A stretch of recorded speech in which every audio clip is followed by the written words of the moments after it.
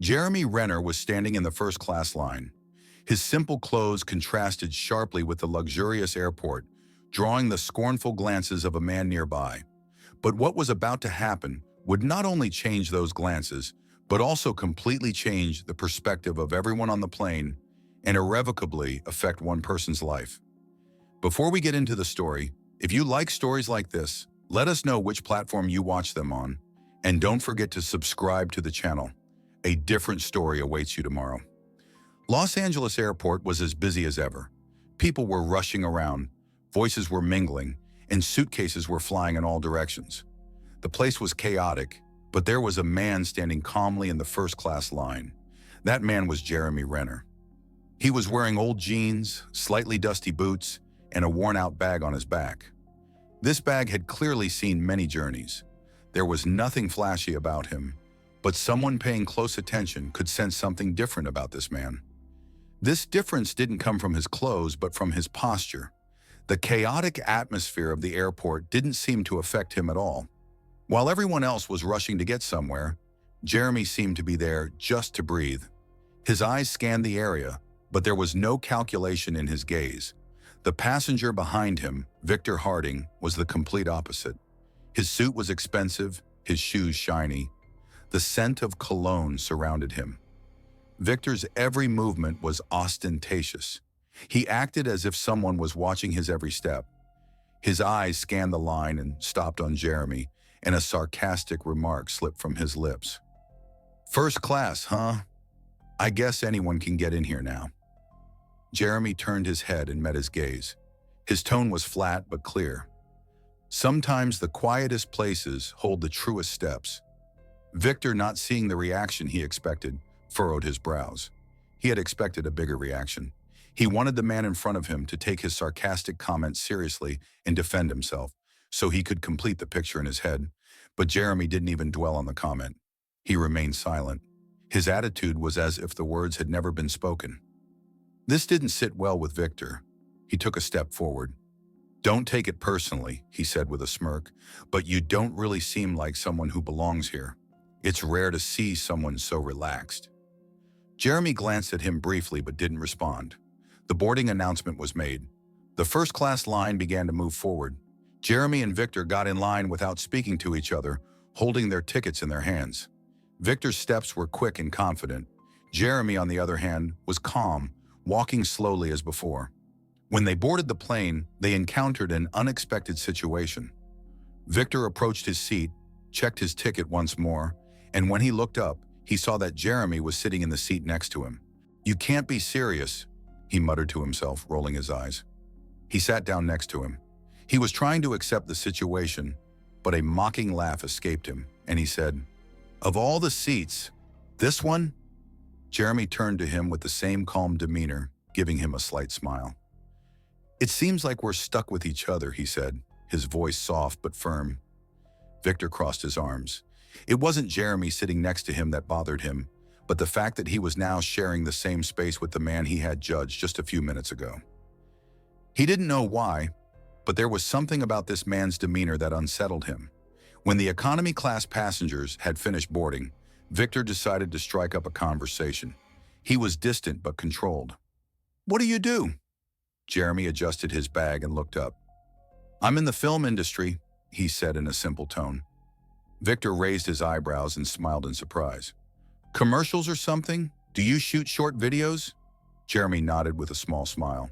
"Something like that." Victor tilted his head and continued. "Everyone looks for a place for themselves, but some places aren't for everyone. Like here, for example." Jeremy looked at him for a moment without breaking eye contact, but he didn't hesitate with his answer. "A place isn't defined by a label. If you can sit there without forgetting who you are, then it's yours." "I think everyone has a place," Jeremy said quietly. "And sometimes that place is exactly where you are right now." Victor let out a short laugh. "Not bad, almost philosophical. But real life isn't that romantic." Jeremy didn't respond. He looked out the window. Outside, there was a delayed sense of peace amid the sounds of engines. It seemed like the conversation had ended, but Victor wasn't done. "You know," he said, leaning in, "you could be sitting here right now. But there are some things, money can't buy them, and some places aren't for everyone. Jeremy didn't even turn to him, but his expression changed. Even without words, his gaze was enough. It was clear, patient, and unyielding. That look said more than any answer could. Victor thought he had the upper hand. He leaned back in his seat, smug. He thought he was in control of the conversation, but Jeremy's silence seemed to carry something beneath the surface. Although it appeared to be a casual conversation from the outside, the tension between them was growing. The plane took off. Cabin service began. The flight attendant was distributing drinks to first class. Victor immediately raised his hand. "A glass of champagne, please," he said. "That's appropriate for this occasion." The flight attendant nodded. A few steps later, he turned to Jeremy. Jeremy gave a short reply without looking up. "Just water. Cold, please." Victor laughed when he heard this. "Are you serious? You're flying first class, and you only want water? What a waste." Jeremy glanced at him, then took the bottle and nodded. "Sometimes less is more," he said. Victor frowned, trying to figure out what he meant, but eventually gave up. "I suppose it's enough for those who can make do with less. Not everyone is born to enjoy the finer things in life, are they?"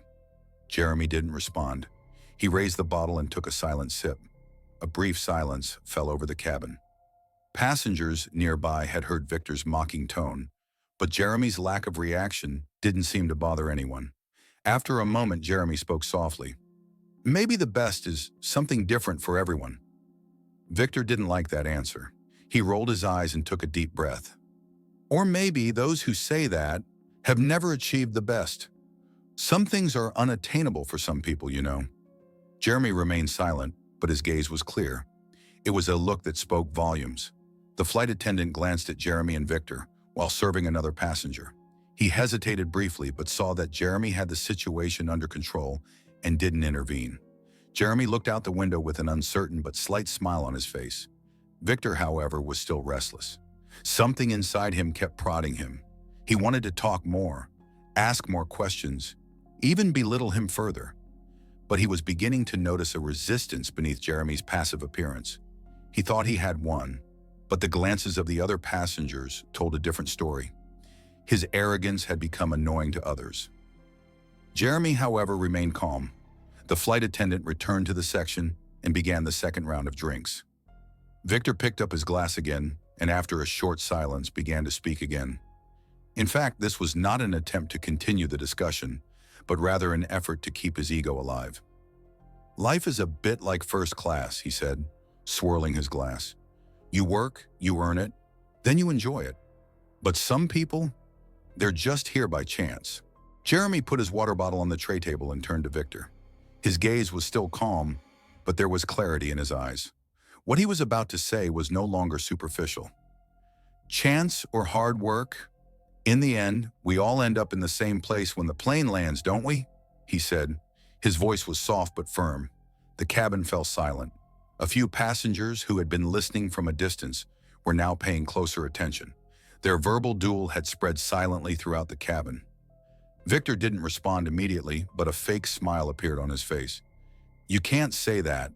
Not everyone here understands the meaning of being here. Some people, they're just passing through." Jeremy leaned forward slightly. He crossed his arms and looked directly at Victor.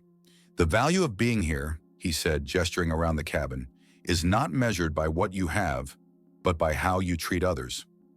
At that moment, there was no other sound in the cabin. The sentence hung in the air. Some passengers shook their heads slightly, others gave approving glances. Victor's smile faded for a moment.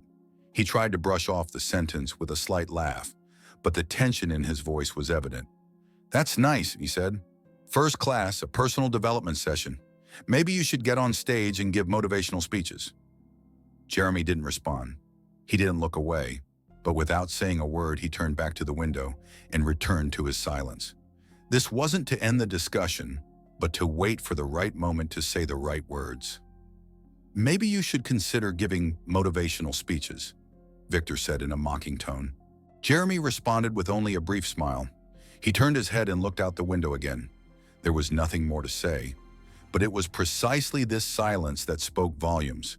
The passengers around them were listening intently, unaware of what was happening. Some leaned toward their partners in whispers, others shot Victor disapproving glances. A couple sitting a few rows back seemed to recognize Jeremy, but they showed no excitement. They turned their heads as if respecting his personal space. Victor realized he was no longer alone. There were eyes watching him, but these were not the admiring glances of earlier. The tone had changed, and he could feel it. His confident posture had given way to an unnoticeable unease. But Victor was not giving up. He wanted to win. Perhaps this time not only against Jeremy, but also against himself. The flight attendant approached again to collect empty glasses. Victor was still fighting his inner battle. "Want to hear something funny?" he said, putting down his glass. "People who have nothing in life always cling to words like humility and simplicity. Have you ever noticed? They have no other choice." This time Jeremy turned around. He leaned forward slightly and looked into Victor's eyes. He didn't raise his voice, but his words were clear enough to break the silence.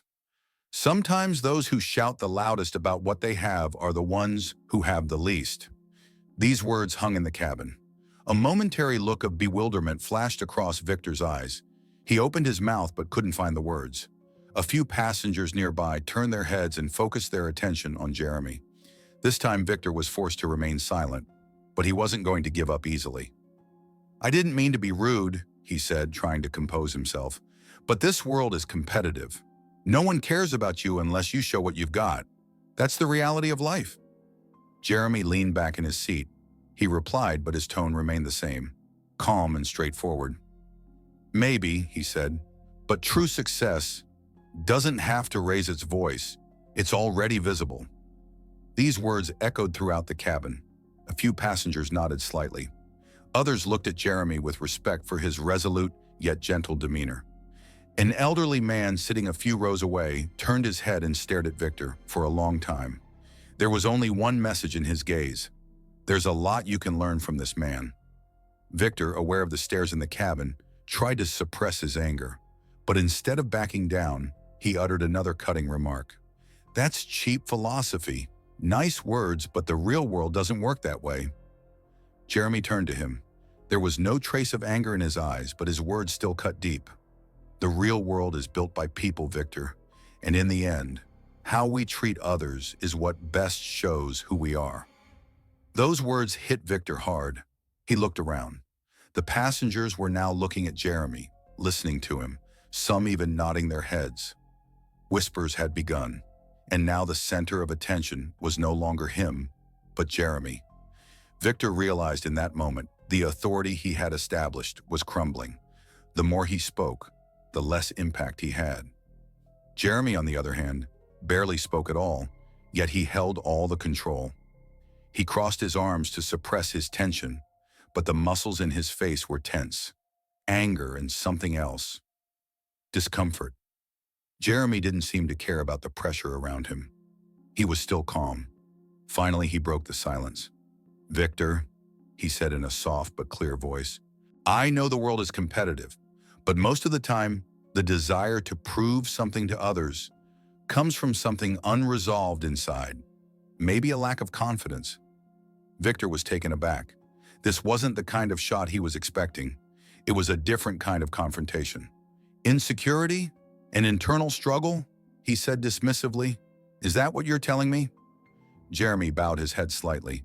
"I've just known a lot of people who try to prove their achievements to others, but deep down, they struggle to believe in themselves." Victor's hand went to the ring on his finger. He began to turn it unconsciously. These words had touched him unexpectedly, but he immediately returned to his old attitude. "I'm not like that. I earned everything myself. No one can tell me what to do." Jeremy's voice was still calm, but this time it sounded heavier. "I'm not saying you didn't work hard, but sometimes we get so focused on showing off what we've earned that we forget what's left inside us. If none of this had happened, who would you be?" Victor remained silent. His lips were closed, his face tense. The words were etched into his mind, but he wasn't ready to accept them. He defended himself with a mocking smile. "Who are we? We are what we've done, what we have, what we've built. Without those things, We're nothing. We are what we build, Victor said, raising his voice. Without them, we are nothing. Jeremy didn't take his eyes off him. This time his gaze was more serious. I don't think so, he said. What defines us is what we do for others, not what we have. In the end, what we carry inside us matters more than what we show on the outside. His words came out slowly, but echoed in the cabin. He touched his chest lightly. A few passengers in nearby seats shook their heads. Others turned to Jeremy and looked at him intently. Victor tried to compose himself, but the tension was rising. It's easy for you to talk, he said, almost standing up. You don't know who I am. You don't know where I came from. You have no idea how hard I fought for this seat. Jeremy's voice didn't change. It just became a little clearer. That's right, he said. I don't know your story, but I don't need to, because most of the time, when people try to prove how high they've climbed, they're actually hiding something. Fear, insecurity, loneliness. These words hit Victor like a slap in the face. He froze as if he had been slapped. His face filled with anger, then with blushing shame. He clenched his fists. His eyes narrowed. He took a deep breath, but he was about to lose control. And finally, he exploded. He suddenly stood up and threw the empty champagne glass on the floor in anger. Who do you think you are, he shouted, sitting there lecturing me with your clever words, acting like you know everything about life, but you've never lived in the real world. Everyone in the cabin fell silent. The sounds stopped. Whispers froze. The flight attendant hurried over, but Jeremy didn't move. He just looked at Victor. There was no fear in his eyes, and without saying a word, he waited for his anger to subside. Then, without changing his posture, he spoke. I don't think I'm better than you, Jeremy said, but sometimes you need to stop, take a deep breath, and remember what really matters. Victor was still breathing heavily. His fists were still clenched, but something had changed. At that moment, Jeremy's voice seemed to touch something deep inside him. Jeremy continued, You don't have to prove anything to anyone, Victor. Sometimes the greatest strength isn't the loudest voice, it's the quietest one that understands.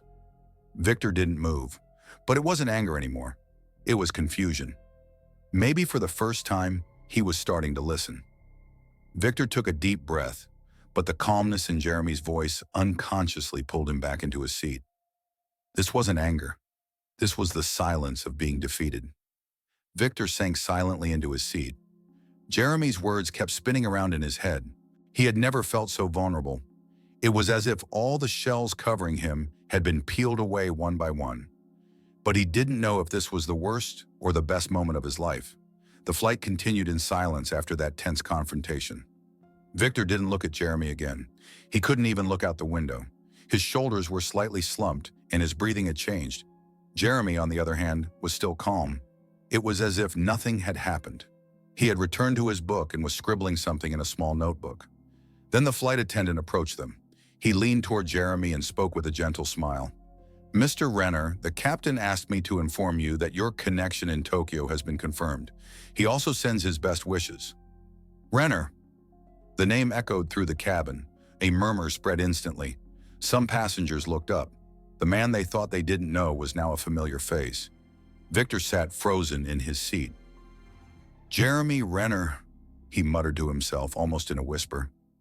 The color drained from his face. He slowly looked at Jeremy, now with completely different eyes. Jeremy just nodded to the flight attendant and smiled. He thanked him. Then he turned quietly to Victor. Is there a problem, Victor? He said. His voice was still the same. No anger, no hatred, just a tone of politeness. Victor's mouth opened, but no words came out. There were sentences stuck in his throat, but they all seemed to have lost their meaning. He looked around. Now everyone was looking at him, but these glances were mixed with curiosity and judgment. He slowly sank back into his seat. His eyes met the floor. He muttered something. I didn't know. Really? I didn't know who you were. You didn't tell me. Jeremy looked at his face. His voice was a little more serious this time. I didn't think it was necessary. I don't usually use my name like a business card.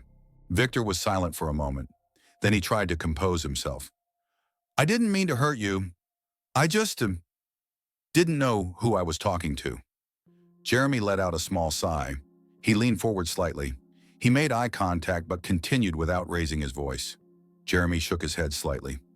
Victor, the fact that you know my name doesn't change what you said. The truth isn't shaped by who you're talking to.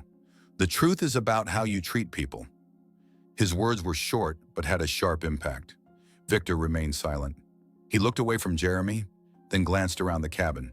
Some passengers were still watching them. There was an expression on their faces that was open, not judgmental, but thoughtful. Shame was now evident on Victor's face. Jeremy broke the silence. It was as if there was one last sentence left to say. You know, Victor, life is hard enough as it is. We live in a world where people need each other. The last thing we need are people who belittle others to make themselves feel important. Victor bowed his head slightly. He couldn't continue the argument. For the first time, it was as if he had entered a moment of real reflection. Jeremy leaned back in his seat. He glanced briefly at the cabin ceiling before closing his eyes. The conversation was over, but its impact lingered. Victor remained still. He stared at his hands. It was as if every word Jeremy had spoken was repeating itself in his mind. He was not only confronting Jeremy, but also himself. In his attempt to appear superior, he had unwittingly revealed his deepest flaws. The rest of the flight passed in silence. Victor was no longer the arrogant man he had been moments ago. At first, he had seemed like someone who ruled over those around him, but now he found it difficult to lift his gaze. He couldn't look at Jeremy, or even the other passengers. The arrogance he had displayed had been replaced by a silent shame. As the minutes passed, Jeremy's words continued to echo in his mind. True success doesn't shout, it's visible. How you treat people defines you. Victor remembered how many people he had judged without knowing them. How many times had he made decisions based solely on appearances? How many people, how many stories had he overlooked? Maybe he's right, he whispered to himself. He glanced at Jeremy. He was reading his book as if nothing had happened. He was silent, but that silence spoke volumes. Jeremy hadn't made any effort. He hadn't said, "Look who I am." He had spoken only through his actions, and those actions had resonated. As the plane prepared to land, Victor finally gathered his courage despite the weight inside him. He still hadn't lifted his head. He turned to Jeremy. His voice was low but sincere. I need to apologize, not just for what I said, not just because I didn't know who you were, but because I acted arrogantly. I acted foolishly. Jeremy looked at him. His face was as calm as ever. There was no anger, no condescension, only understanding. He paused for a moment, then he spoke slowly. I accept your apology, Victor. But more importantly, I hope you learned something from this. Victor nodded slightly. It was as if, for the first time, he truly accepted it from deep within himself. Jeremy continued. Sometimes the thing we seek most in life is the thing we have least within us. I hope you can understand what is truly important. Victor said nothing, but his eyes were filled with tears. He realized that if he allowed it, that moment could change something within him. The plane landed at the terminal. Passengers began to get up from their seats. Victor stood a few feet away from Jeremy, simply watching his footsteps.